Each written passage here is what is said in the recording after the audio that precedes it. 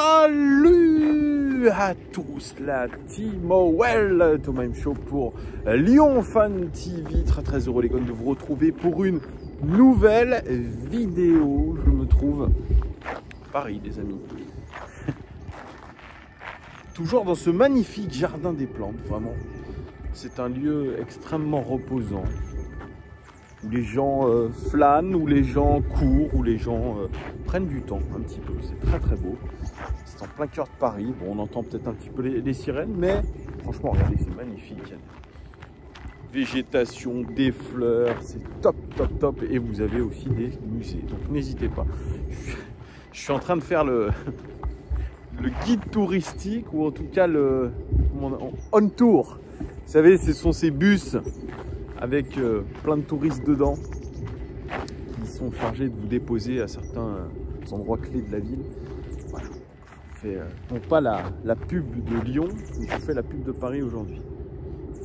Et j'en parlerai juste après de Paris. Paris, non pas la ville, mais Paris, le club de foot, puisque il y a quand même un petit comparatif à faire avec notre Olympique Lyonnais. J'espère que tout le monde va bien en ce dimanche. Je tiens à vous remercier vraiment d'avoir suivi la trilogie hier, ce live présenté par Constant, que je salue très chaleureusement avec toute l'équipe, avec tous les consultants présents hier.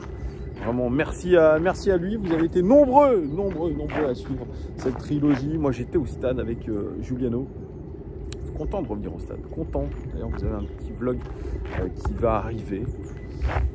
Voilà, vous allez pouvoir un petit peu apprécier le stade pour ceux qui n'y ont jamais été. L'ambiance, il y avait une grosse ambiance hier.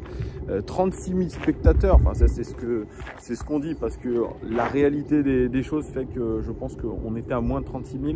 Mais les COP vraiment ont fait un travail remarquable pour animer le stade. Vraiment il y avait une belle ambiance hier et un match pourtant un petit peu compliqué une nouvelle fois pour l'Olympique Lyonnais, réduit à 10 les amis, très vite, dès les 15 premières minutes de jeu. Et c'est ça que je retiens, et c'est ça qui décide aussi de la suite du match. Même si on ne doit pas forcément se cacher derrière ça, on est victime de malchance, ça c'est clair. Ce sont les 5 points, les amis, que nous avons appris après ce match nul face à Lorient à domicile. Je vais revenir sur cette rencontre et les 5 choses que nous avons apprises après ce match. Alors la première chose, j'étais en train de le dire, vous voyez, j'étais en avance sur mon petit programme. L'OL en ce moment cumule les erreurs d'arbitrage. Ça, c'est quelque chose d'incroyable. On nous a souvent dit, ouais, l'Olympique Lyonnais, ils sont favorisés par les arbitres, et pénalty pour Lyon. Vous vous rappelez, c'était à l'époque des Alexandre Lacazette, des Tolisso, etc. C'était en 2015. Mais déjà, c'était une fable à l'époque. Là, on peut encore plus le dire, c'est une grosse fable. C'est une grosse fable, les amis. On n'est absolument pas favorisé par l'arbitrage. Au contraire. On est victime en ce moment d'erreurs d'arbitrage, d'erreurs d'appréciation de la part des arbitres. Même, je vais vous dire, de l'injustice par rapport à cette VAR, la VAR, le VAR, comme vous voulez, qui est censé quand même vérifier ce que l'arbitre central fait ou prend comme décision plutôt. On n'a pas l'impression que c'est vérifié, ou en tout cas, si c'est vérifié, on dit à l'arbitre central, oui, t'avais raison, c'est bien ça, sans vraiment savoir ce qui s'est dit.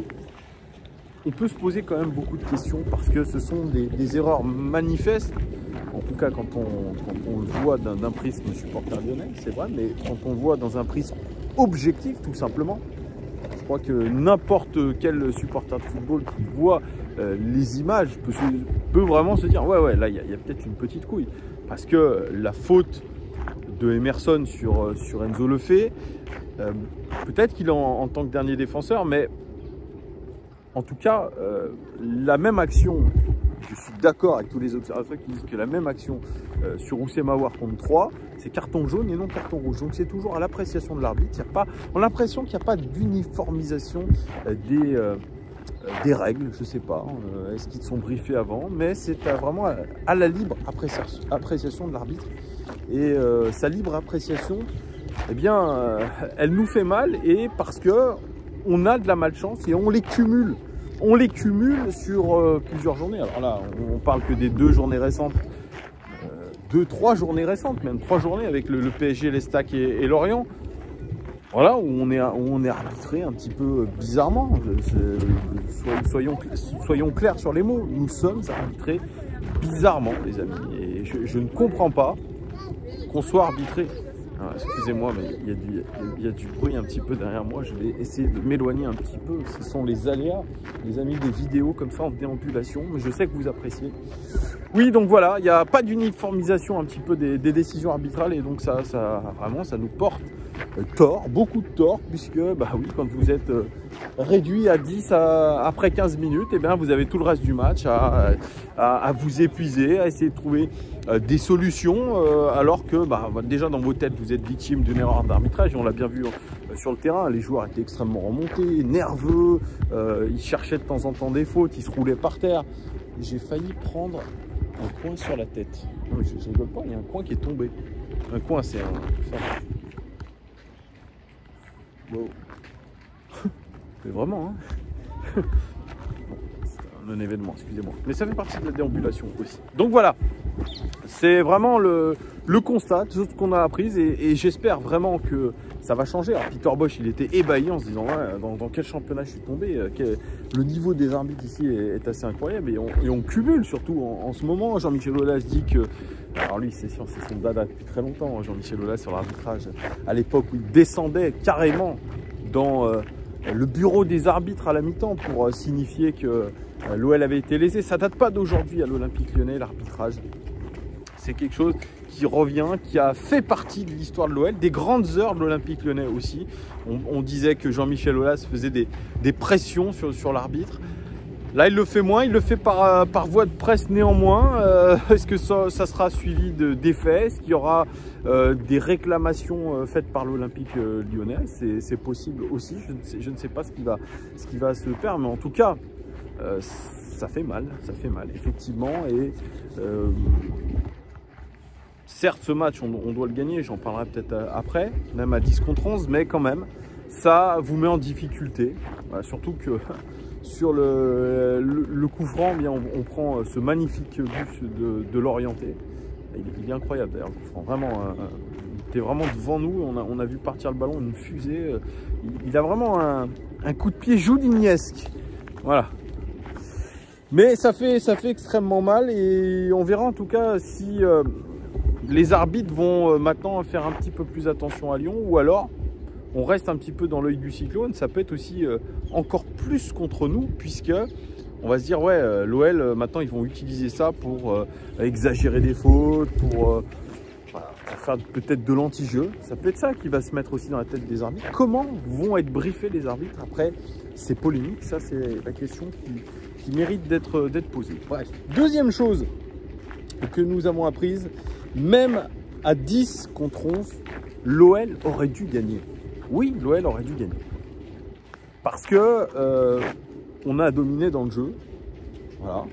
Lorient, ils ont fait pas mal de contre parce qu'ils savaient que même à 10 contre 11, on a eu un Peter Bosz qui a organisé notre équipe en mettant une défense à 3, en gardant toujours cette idée d'offensive, en prenant des risques.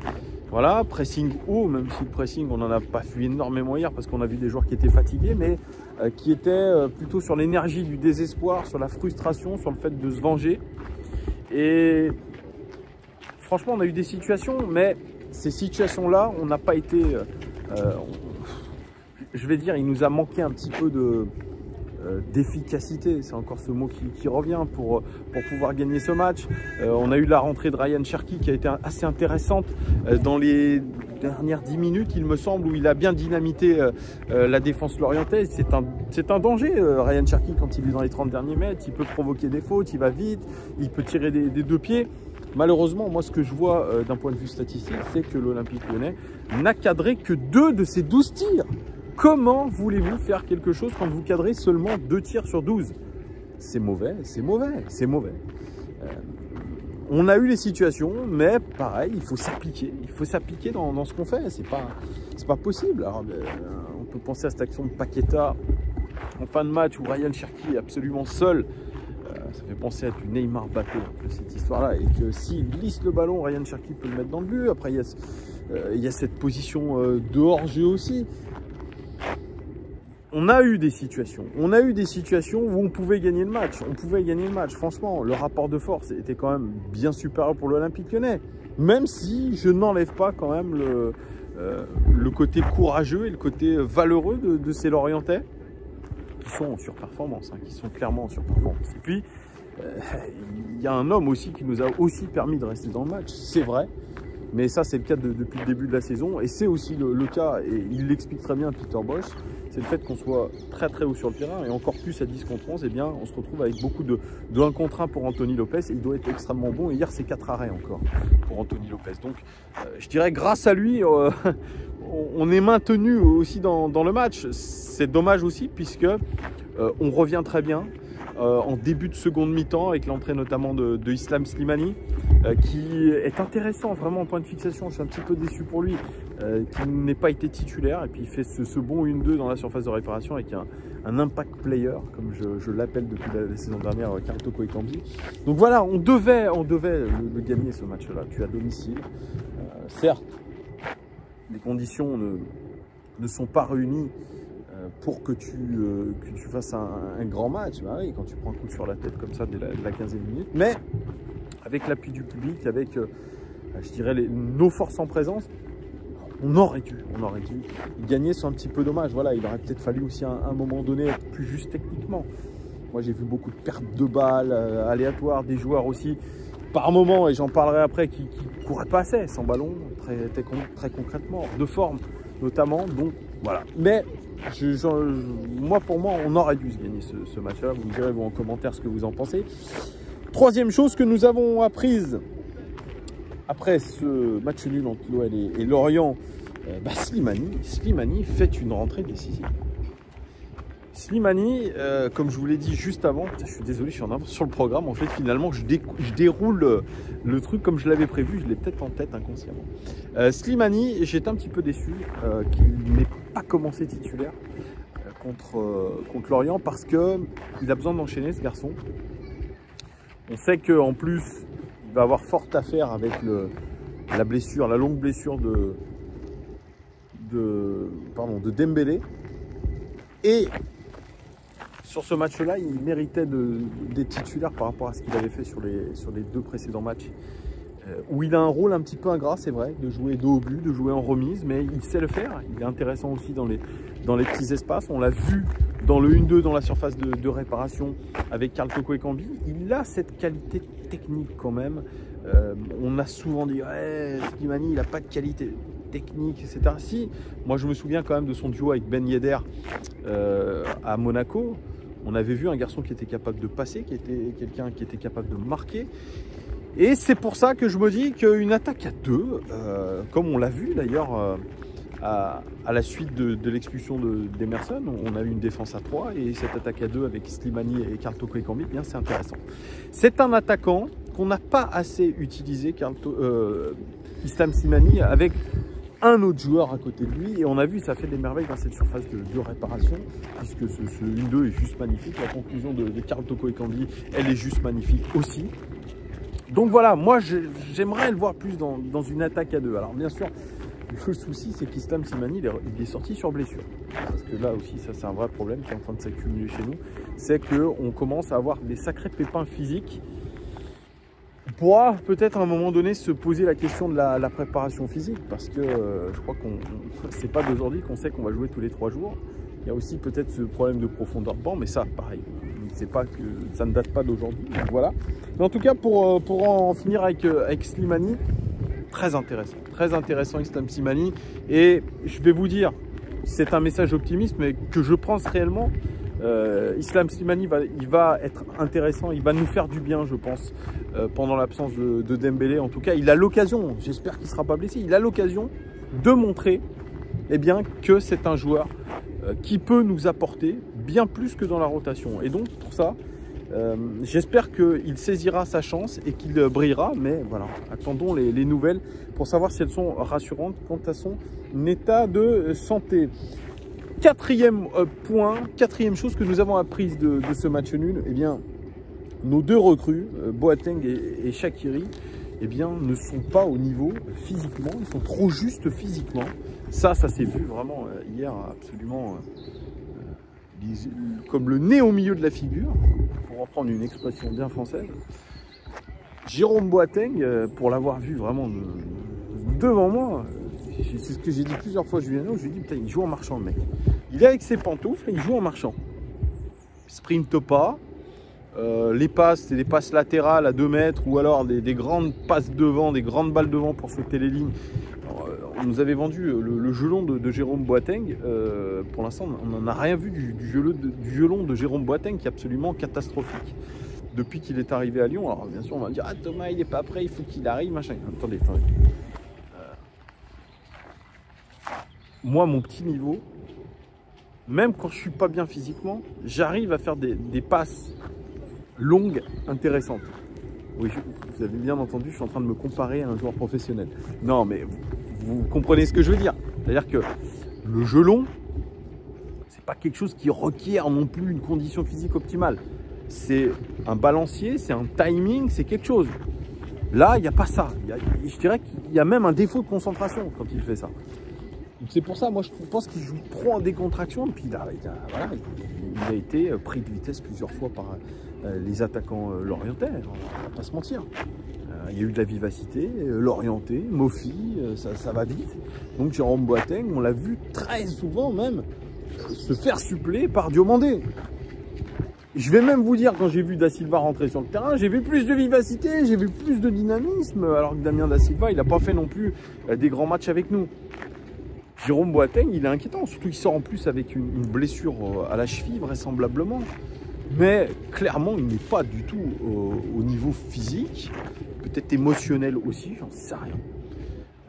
Mais c'est pas le Jérôme Boateng qui a joué plus de 35 matchs avec le Bayern Munich la saison dernière, ça c'est clair. Et ça se ressent. Espérons qu'il y ait du mieux prochainement aussi, mais les échéances arrivent vite, comme vous le savez, et qu'il n'y a pas le temps. Shaqiri, c'est un petit peu le même constat. Peut-être, je dirais pas la même chose exactement que Jérôme Boateng, puisqu'on l'a vu faire quand même de bonnes prestations sur les derniers matchs, Shaqiri, à part peut-être contre le PSG. Mais là, sur ce match-là, quand vous devez courir, vous n'avez pas le ballon, vous devez défendre, Shaqiri, vous ne pouvez pas compter sur lui. Le Boateng, là je vous en parlais juste avant, alors sur les stats c'est 0 duel aérien gagné, c'est 1 duel au sol tenté, enfin des trucs, voilà. Shaqiri c'est pareil, c'est 1 duel, 0, non je crois que c'est même 0 duel réussi ou tenté, ou je sais plus ce que c'est, mais les statistiques, moi qui aime bien ça, elles reflètent vraiment ce que j'ai vu sur le terrain, c'est-à-dire le néant. 2 centres. Voilà, un centre tendu dans la surface de réparation qui a été centré dans la bonne zone et puis c'est tout. Mais à un moment quand on dit aussi ouais Shaqiri ne défend pas, etc. Mais on sait qu'il ne défend pas. C'est dans ses statistiques avancées l'une de ses principales caractéristiques. Sa contribution défensive, ses principales faiblesses, pardon. Il ne contribue pas défensivement. C'est un joueur qui est dans les 30 derniers mètres, c'est pas un joueur qui va partir très loin pour dribbler, ça il ne sait pas faire non plus. C'est quelqu'un qu'on doit avoir dans l'axe ou alors quasiment aux abords de la surface de réparation. Sinon il ne sert à rien.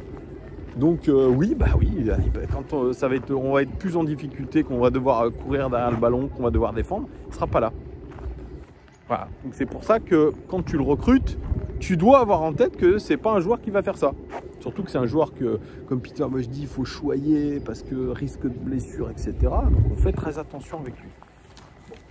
Mais en tout cas, que ce soit pour Boateng et Shaqiri, eh bien, il y a fort à faire encore physiquement. On verra ce qui va arriver dans les prochaines semaines, voir un petit peu si ça monte, mais si le niveau physique monte. Mais en tout cas, il y a un petit peu d'inquiétude par rapport à ça. Et puis, dernier point, la chose que nous avons apprise la cinquième dernière chose que nous avons apprise de ce match-là, c'est que l'Olympique Lyonnais est déjà à 12 points du Paris Saint-Germain. 12 points du Paris Saint-Germain, on est fin septembre. Le truc, c'est que je veux bien qu'on dise, ouais, dans le jeu, il y a de l'envie, il y a de l'abnégation, même à 10 contre 11, on a tenté des choses, etc. Ça, c'est la hype Peter Bosz, c'est la hype, voilà, ça aurait été Rudy Garcia qui aurait fait ce match-là, ou Bruno Genesio, c'était des bananes lancées, des tomates lancées sur le terrain, des insultes, des sifflets, ce que vous voulez. Là j'entends beaucoup de supporters dire oh là là là là, qu'est-ce que c'est différent. On fait match nul, mais on fait match nul avec Peter Bosz. Comme si vous aviez fait match nul avec Guardiola à Manchester City, quoi. Enfin, avec le Guardiola de Manchester City.